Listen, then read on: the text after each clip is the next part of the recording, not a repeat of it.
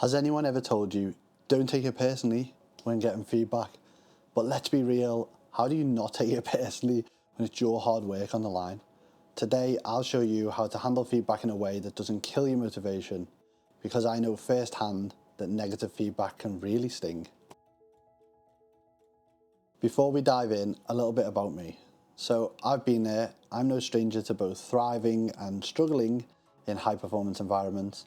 I've got ADHD and I've been through bouts of depression, which made taking feedback particularly tricky at times, sometimes more so than others.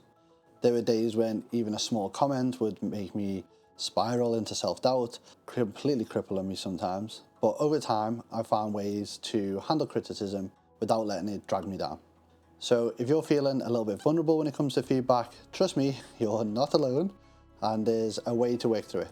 So let's start by breaking down exactly why feedback hits so hard and why it feels so personal. When someone points out an area for improvement, it can feel like a direct attack, especially when you've poured yourself into a project. It's natural to feel defensive because feedback taps into our sense of identity and self-worth. If you're passionate about your work, hearing anything less than praise can hit like a ton of bricks. So, how can we change our approach? I started to see feedback as a chance to grow instead of a judgment of my abilities. And it's all about having what's called a growth mindset. So instead of a fixed mindset, which I learned about in Carol Dweck's book, aptly named Mindset, a fixed mindset makes us believe that our abilities are set in stone. So any feedback feels like it's pointing out our limits, pointing to you directly. But a growth mindset views feedback as a chance to develop and grow and get better.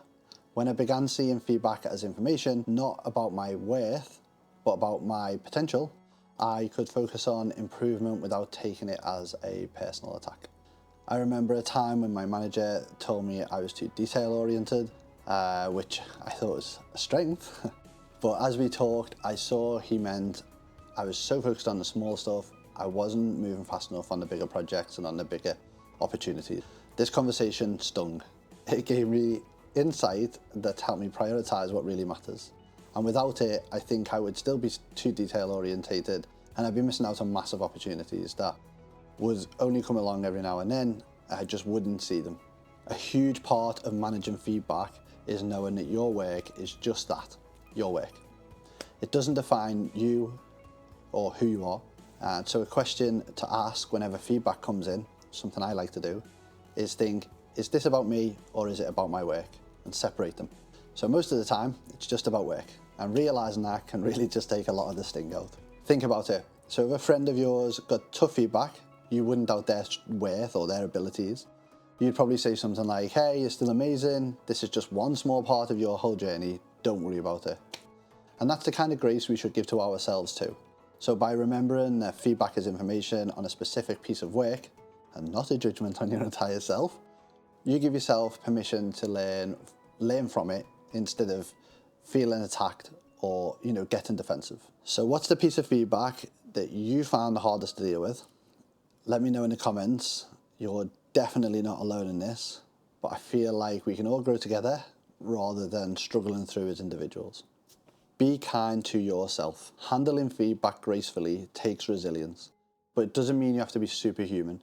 There's a real power in saying, that was tough, but I'm learning. Remember, resilience doesn't mean ignoring a sting. It means learning how to work through it and how to come out stronger at the end of it.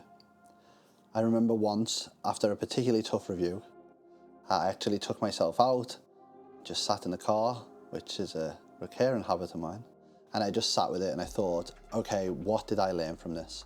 I didn't try and shove down a frustration or ignore it. I gave myself the time to help me move forward with a clear head and really understand what I could learn and how I could grow. Something I talk about all the time is slowing down. Slow the process, take it easy. The quickest way to get back to balance is to slow down.